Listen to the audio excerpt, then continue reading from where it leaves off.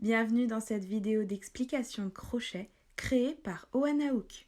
Un testeur est là pour aider le designer à rendre un tutoriel le plus compréhensible possible. C'est-à-dire, moi j'ai fini tel design, je vais voir pour avoir des testeurs, j'essaye de prendre des testeurs de tout niveau, je leur donne le tutoriel et je leur demande de le faire sur un temps imparti. Le temps imparti, j'essaye de le faire le plus large possible, même si moi par exemple un élément d'alchimie, j'ai mis une soirée à le faire, je donne 2-3 semaines pour que la personne puisse le faire. Et ensuite, cette personne revient vers moi en m'expliquant, régulièrement en m'expliquant à tel endroit j'ai pas compris, ou il manque une virgule, des fois le nombre de mailles est incorrect, etc. Pour ma part, tous mes tests design se font sur Discord, j'ouvre un chat privé, je mets le PDF régulièrement à jour avec les modifications que l'on m'a données, je demande à ce que mes testeurs me parlent régulièrement des problèmes pour que toutes les autres personnes du test puissent avoir la même information et j'essaye de garder une bonne entente entre nous. Les qualités pour être testeur design, pour moi déjà, c'est il faut quelqu'un de confiance, qui a du respect sur mon travail. J'essaye souvent de privilégier des gens qui ont déjà acheté un de mes tutoriels parce que ça prouve qu'ils aiment un petit peu mon travail et que voilà, surtout que maintenant j'ai une quarantaine de tutoriels disponibles, donc normalement il y en a à peu près pour tous les goûts. Quelqu'un de respectueux, quelqu'un qui va suivre les deadlines, qui va respecter les couleurs, c'est-à-dire que moi je m'en moque si la personne fait un renard par exemple noir et blanc, mais je ne veux pas, je veux juste pas qu'on dénature le design que j'ai créé. Alors les appels à tests, il y a plusieurs manières de les faire. Moi je sais que j'ai un chat privé sur les personnes qui sont disponibles pour des tests et je poste en fait mon prototype souvent en disant voilà je vais bientôt avoir ce test de telle date à telle date. J'essaie de donner un peu une fourchette et je dis que j'ai besoin de testeurs et les personnes rajoutent un émoticône et après alors il y a plusieurs possibilités. Soit je fais un choix, genre telle personne est déjà sur tel test, donc non, cette personne ne sera pas disponible, donc elle m'a pas répondu. Ou cette personne s'est proposée sur 3 tests, mais elle pourra pas les faire en même temps parce que voilà, ça fait beaucoup de tests en même temps. Donc des fois c'est de la logique.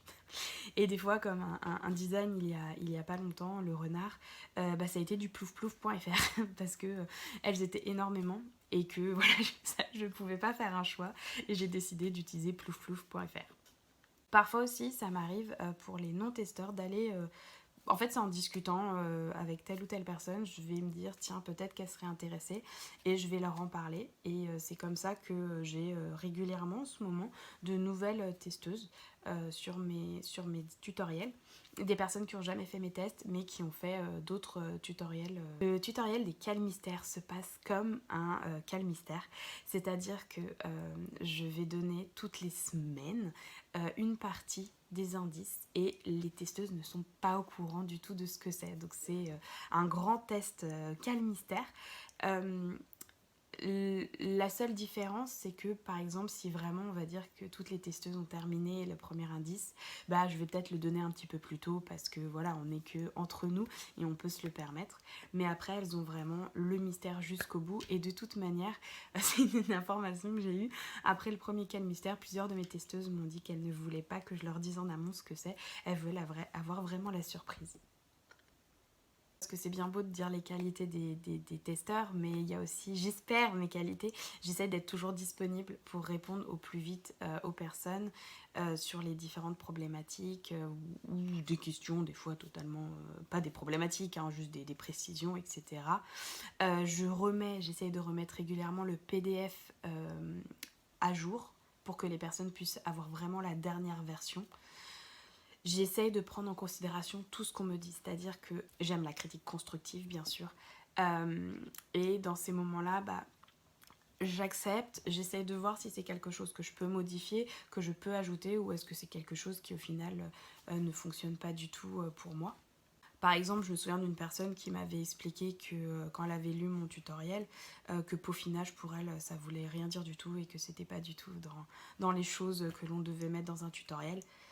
Là, je n'ai pas pris en considération sa remarque parce que c'est ma manière de faire un tutoriel et je ne souhaite pas ressembler aux autres parce qu'on est tous uniques. Donc, verdict, j'ai gardé le terme peaufinage que j'aime énormément. J'aimerais remercier toutes les testeuses que j'ai eues, parce qu'il y en a certaines qui ne le font plus parce qu'elles n'ont pas le temps, etc. Et je le comprends totalement, on a des priorités dans la vie. Moi, c'est mon travail, mais jamais je forcerai quelqu'un à tester pour moi, parce que en fait, elles m'ont toutes apporté quelque chose de différent, elles m'ont toutes apporté leur petit grain de savoir, et c'est grâce à toutes leurs petites informations que j'améliore mes tutoriels au fur et à mesure. Donc en fait, les testeuses font partie intégrante de mon travail. Pour moi, je ne me vois pas sortir un design sans passer par la case testeuse, parce que je trouve qu'elles ont vraiment un plus-value sur mon travail. J'ai eu des mauvaises expériences de testeuses, j'ai des personnes qui n'ont pas du tout suivi les codes couleurs, mais voilà, j'ai des personnes qui n'ont jamais fini le tutoriel et qui se sont jamais excusées, j'ai des personnes qui n'ont pas donné signe de vie après avoir eu le tutoriel.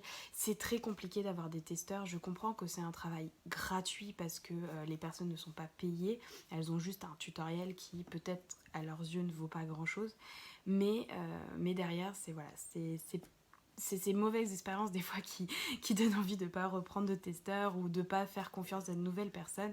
Mais au final, je suis ultra fière du petit groupe de testeurs que j'ai, même si, encore une fois, il y en a certaines qui ne peuvent plus. Je suis très contente d'avoir ce noyau, ces personnes qui reviennent régulièrement faire de nouveaux tests, parce que c'est très important. Alors, si tu penses que t'as l'étoffe d'être une testeuse, n'hésite pas à me contacter. Après, c'est vrai que j'ai une petite liste, une shortlist avec des personnes qui s'étaient déjà proposées. Je pioche de temps en temps quand j'ai fini d'exploiter toutes mes testeuses. Je pioche un petit peu dedans. Les personnes qui font mes tests ne font pas forcément tous mes tests, ne rentrent pas forcément dans mon groupe de testeurs parce que je ne vais pas avoir 50 personnes dans mon groupe de testeurs. Mais voilà, je peux régulièrement faire appel à de nouvelles personnes sans problème, avec grand plaisir. Merci beaucoup d'avoir regardé cette vidéo. Si jamais tu as envie de faire des tests, n'hésite pas, il y a souvent des posts d'autres designers qui circulent, qui ont besoin de testeurs. Je n'ai plus qu'à te souhaiter à bientôt pour de nouvelles aventures. Toutes mes vidéos sur YouTube sont gratuites, alors n'hésite pas à me soutenir via Utip dès 1 €. Pour encore plus de Oana Hook en vidéo ou via les réseaux sociaux, n'hésite pas à t'abonner. À bientôt pour de nouvelles aventures.